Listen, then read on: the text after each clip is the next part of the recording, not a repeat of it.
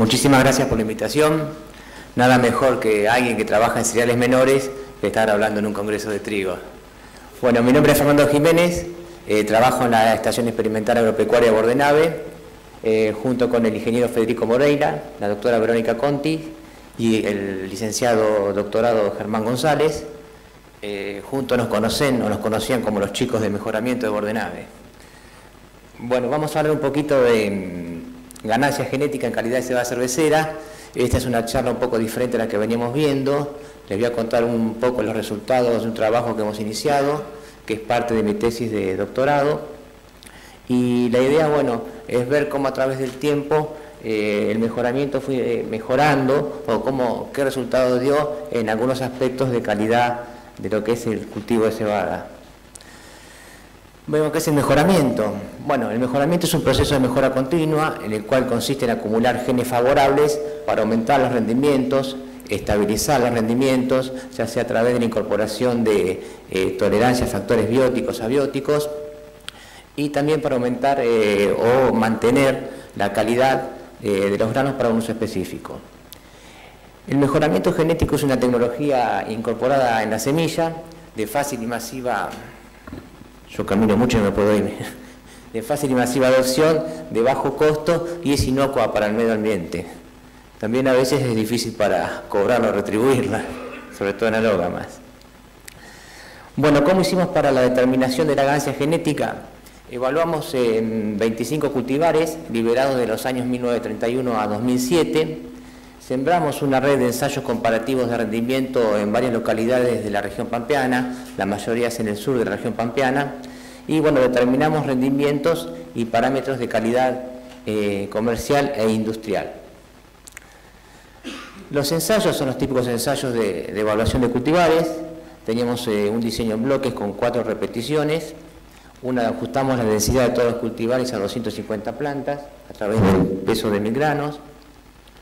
La fertilización nitrogenada se hizo de acuerdo al potencial de cada ambiente, es decir, teniendo en cuenta los referentes, el potencial de cada ambiente para los cultivares más modernos, y con el contenido de nitrógeno inicial se ajustó la fertilización con urea al macollaje.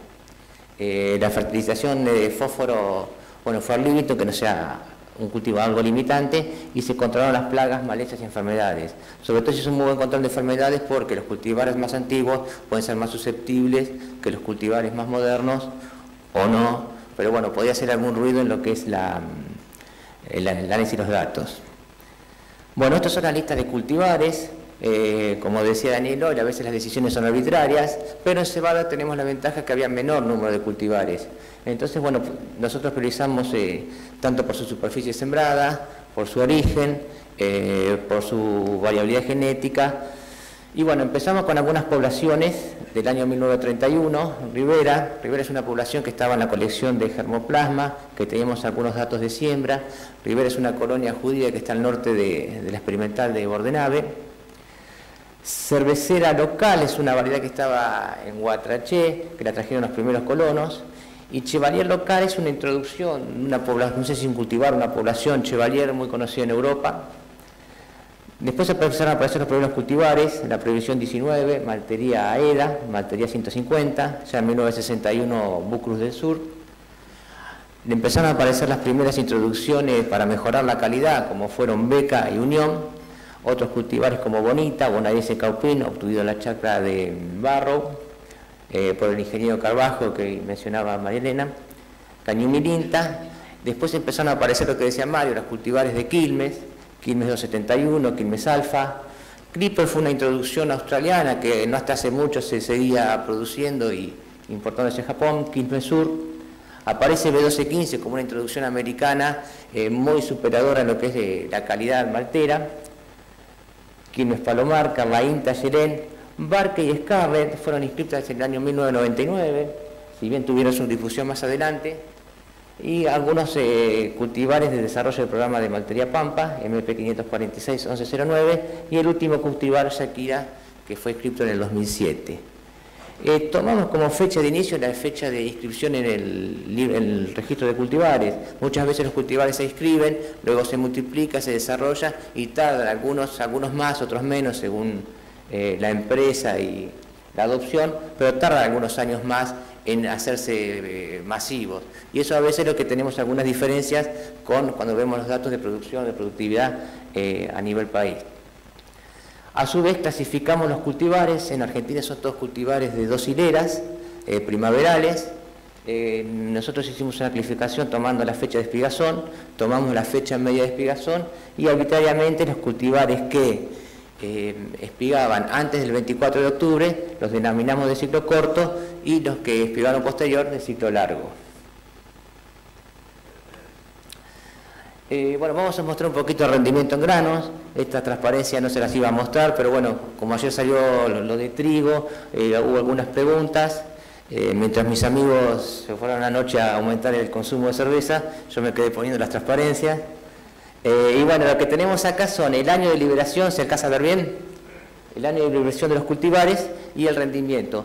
Y vemos que tuvimos una relación muy buena entre el año de liberación de los cultivares con el rendimiento, con una ganancia genética de 27,5 kilogramos por hectárea por año desde el año 1931 hacia el 2007.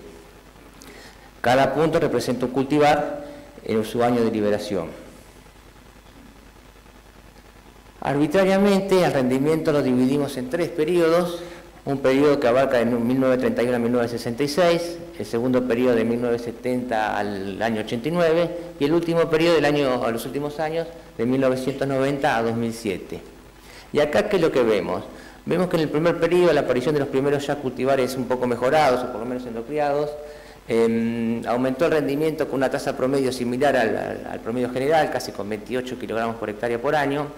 Después coincidimos con algunos trabajos de Gabriel Albeledo, que tuvo un periodo de un planchado, nosotros tenemos del año 70 al 90 más o menos, depende de cómo lo tomemos, pero todos coincidimos que hubo un periodo que se ha planchado el rendimiento, posiblemente el mejoramiento se ha destinado más un poco a la tolerancia de enfermedades y un poco más a la estabilidad tanto de los rindes como del tamaño del grano.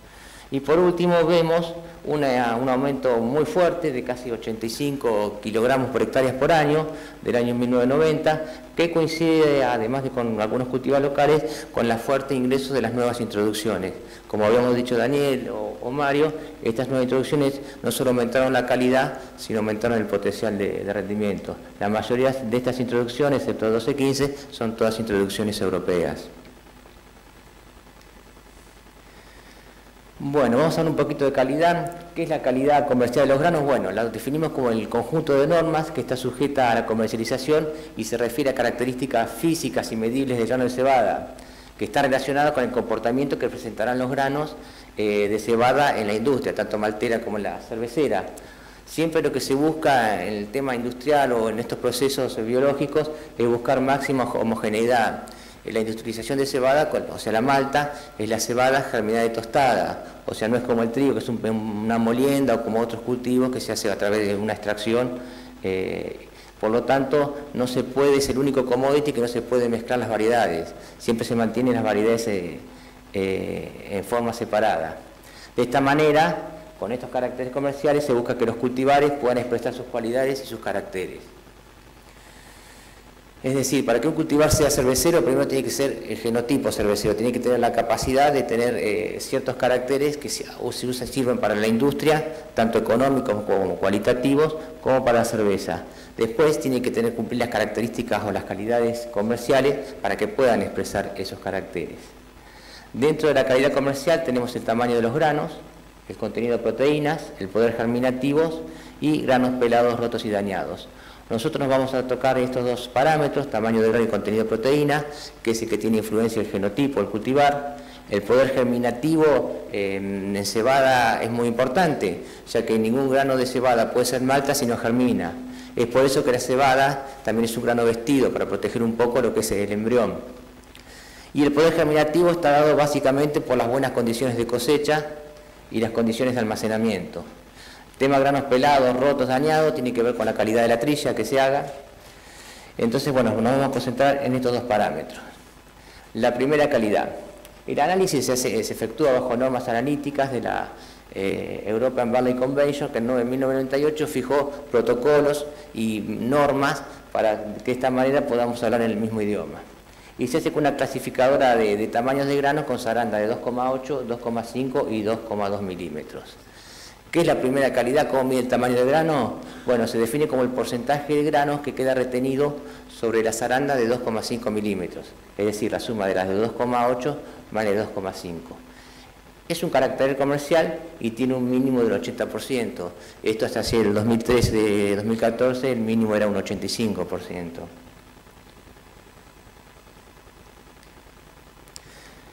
Cuando hicimos el análisis de varianza de la primera calidad, encontramos que acá tenemos en este gráfico el total de la variabilidad, en azul el efecto del cultivar, o sea, el efecto del genotipo, en un bordó el efecto del ambiente y su interacción en un verde más clarito. Y vemos que la primera calidad tiene un fuerte control genético, es decir, es un carácter que se puede seleccionar. Y a su vez, este carácter tiene una correlación positiva con el rendimiento, una leve correlación positiva. Obviamente, granos más grandes van a dar mayor rendimiento. Tiene una correlación buena, alta diríamos, uno esperaría que sea más alta, porque ¿cuál es el principio? Granos más grandes son granos más pesados, pero tiene una correlación de 0,60. Acá se nos da una idea que la forma del grano es un atributo muy importante en lo que es la calidad hacia la calidad del grano de cebada. Y por supuesto que el contenido de proteínas tiene una relación negativa con lo que es el tamaño del grano. En este gráfico lo que intentamos demostrar es la relación entre la primera calidad, que está en el eje Y, sobre el peso de los 1000 granos, y vemos que podríamos decir con este número de datos que con 41 gramos el peso de los 1000 granos estaríamos más o menos en el 80%, y con 42,5 estaríamos en el 85% de primera clasificación. Sin embargo, cuando vemos los datos nos damos cuenta por qué se toma primera calidad y no peso de los granos. Y acá tenemos, si esto se lo haríamos con genotipos comerciales o los últimos, esta variabilidad sería menor. Sin embargo, es mayor porque tenemos muchos cultivares viejos donde el tamaño del grano son granos más alargaditos. Por un grano más alargado que pese, por ejemplo, 42 pesos de 1000 granos, puede llegar a tener una zaranda de 60%. Y si ese grano más redondito, puede tener una zaranda de 90%. Que eso es lo que pasa en los nuevos cultivares. Cuando medimos la primera calidad a través de los años, ¿no?, vemos que tenemos casi una poca relación o una leve relación positiva. Las líneas negras son el parámetro de calidad 85%, que era el anterior, y 80% es el mínimo permitido ahora. Y vemos que un cultivar cervecera local y beca, una introducción que se vea incorporado por su calidad, que es lo que realmente pasó, tenía grano muy chico, quedaron por debajo de los parámetros de comercialización. Por otro lado, el cultivar Chevalier local o la población y el cultivar B1215, que era una introducción de altísimo potencial de rendimiento y muy buena calidad, tenía el problema de que tenía grano chico. Y eso era un problema para el nivel de producción porque había rechazos de partida y demás.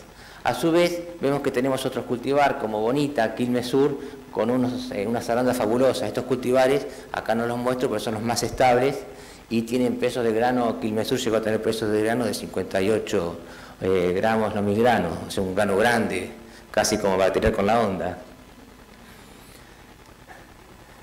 Cuando hacemos la división entre los cultivares de ciclo largo y los ciclos cortos, tradicionalmente los cultivares de ciclos cortos tenían muy buena estabilidad en lo que es el tamaño de grano, especialmente cuando en la época de 70, 80, 90 la mayor cantidad de producción estaba en el sudoeste bonaerense. El sudoeste bonaerense tiene suelos más someros porque tiene una capa de tosca, menos temperatura, menos humedad ambiental, a veces tienen fuertes vientos en diciembre que achican el tamaño del grano.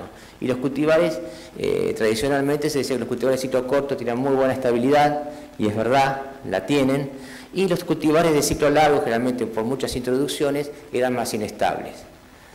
Como vemos, a través del tiempo el mejoramiento mantuvo o aumentó levemente, pero mantuvo la calidad o la estabilidad de la primera calidad y aumentó el calibre, la primera calidad en los cultivares de ciclo largo, y básicamente impulsado por las nuevas introducciones.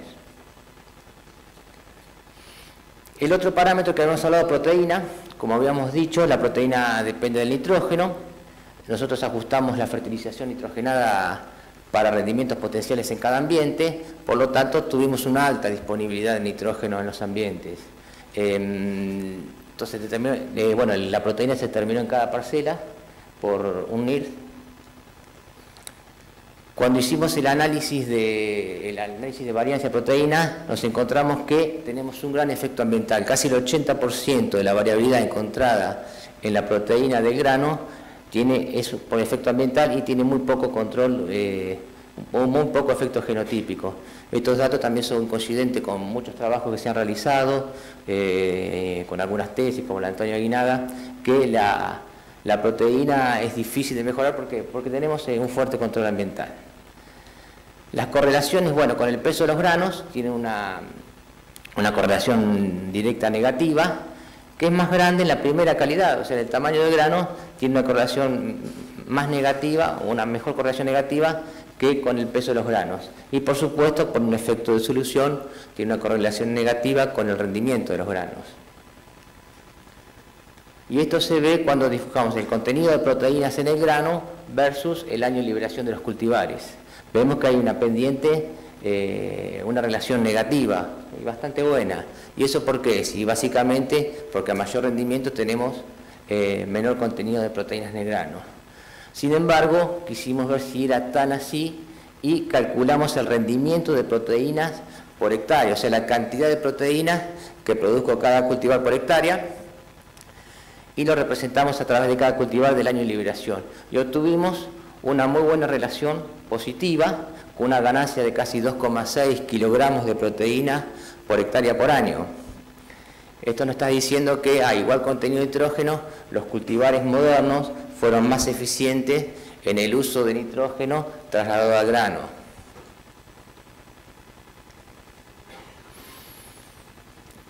Bueno, cuando vemos calidad industrial, de todos los ambientes evaluados, nosotros tuvimos el año 2008, 2009 y 2010. 2008 y 2009 fueron años muy secos.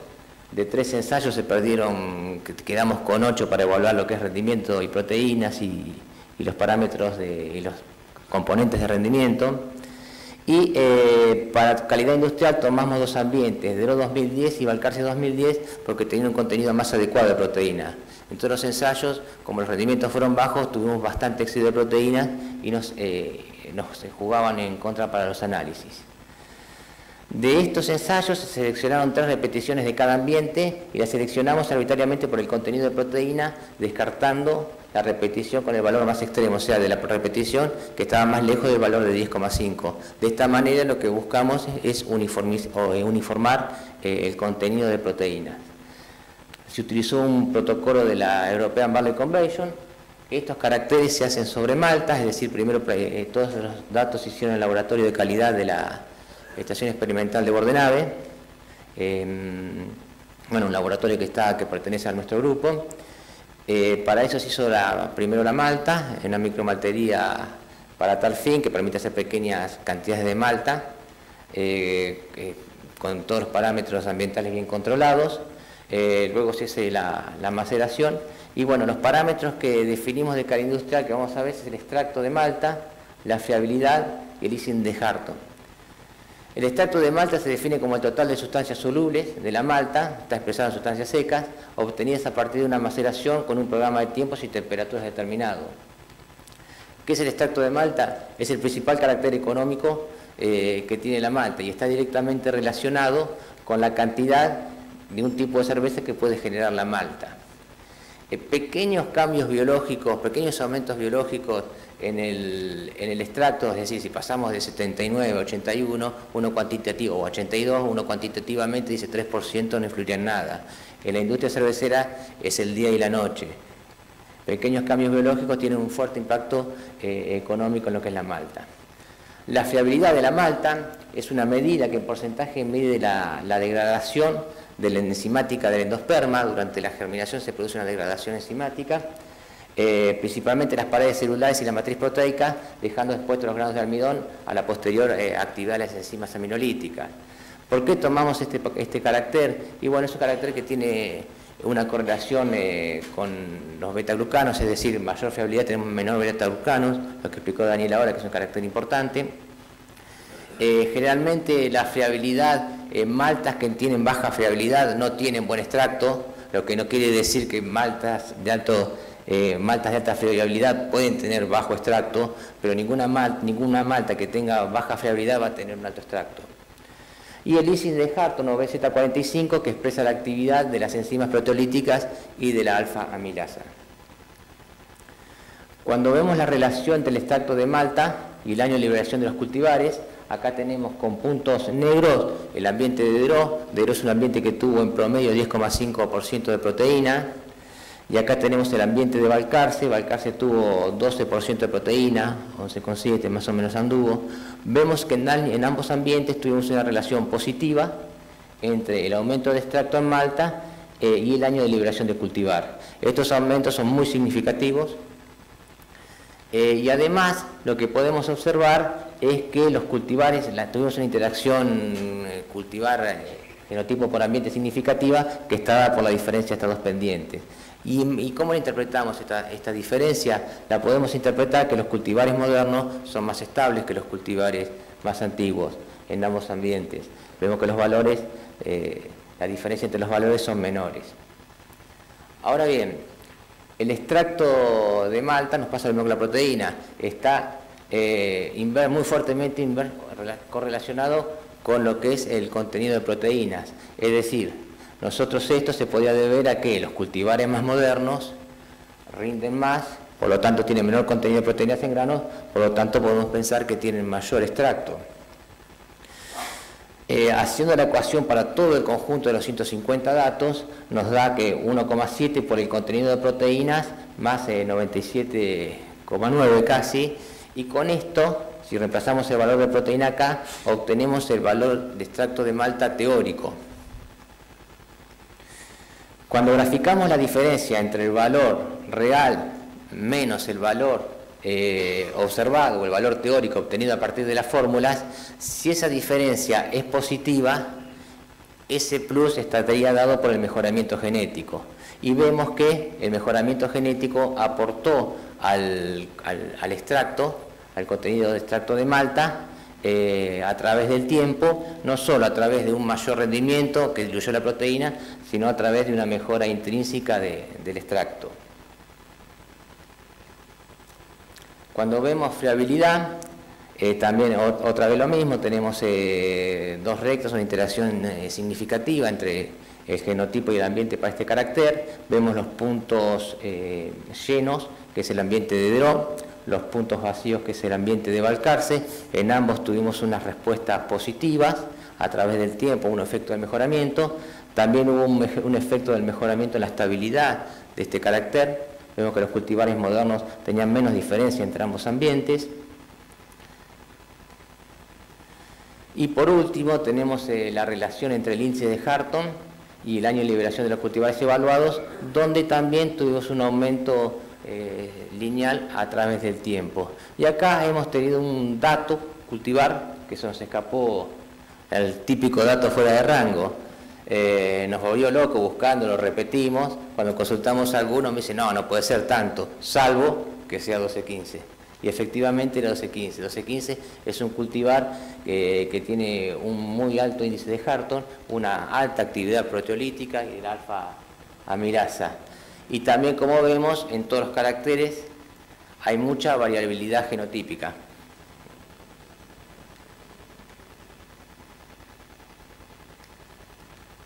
Esto que nos permite, aparte de determinar una ganancia genética que es positiva, que hay efectos de genotipo, esta variabilidad genotípica nos permite seguir mejorando a través del tiempo. Y sobre todo vamos a tener que sostener las altas tasas de ganancia genética que tuvimos en los últimos años. Bueno, como conclusiones, el mejoramiento genético aumentó a través del tiempo el rendimiento de los cultivares de cebada con una ganancia genética de 27,5 kilogramos por hectárea por año, ¿no?, en los últimos 76 años. Como dato, la ganancia genética en los últimos 17 años fue casi de 85 kilogramos por hectárea por año, impulsado básicamente por las nuevas introducciones que se adaptaron muy bien a nuestras regiones. El aumento de esta ganancia básicamente se dio por el número de granos, que fue de 66 granos por metro cuadrado, y el mejoramiento genético, el cultivo mantuvo constante el peso de los granos a través del tiempo. Por otro lado, la primera calidad se mantuvo constante a través del tiempo en los cultivares de ciclo corto, y aumentó en los cultivares de ciclo largo, también por un efecto de mejoramiento genético. Acá lo mismo, no es que lo repetí, es para fijar el concepto. Y bueno, la proteína en el grano disminuyó y la cantidad de proteína generada por hectárea aumentó. Podemos decir que los cultivares modernos producen mayor cantidad de proteínas por hectárea, son más eficientes, pero no compensan el aumento de rendimiento. Siempre estamos hablando en aumentos, estos aumentos se dan en ambientes sin limitantes de nitrógeno. Habría que ver si hay limitantes de nitrógeno, cómo se comportan. Según la bibliografía, algunos datos de la gente de la uva, se estaría dando por una mayor eficiencia en el índice de cosecha de nitrógeno. El extracto, el principal componente de calidad de la cebada, aumentó 0,083 por año. Si bien parece poco, es muy significativo. Lo que repito, pequeños aumentos biológicos hacen grandes aumentos económicos, destacándose las últimas introducciones, y también hubo un efecto del mejoramiento genético en la mejora de la estabilidad de estos caracteres. Y por último, bueno, la fiabilidad y el índice de Harton también aumentaron a través del tiempo. Como conclusión final, habría que pensar en aumentarle el sueldo a los mejoradores genéticos. Bueno, muchísimas gracias.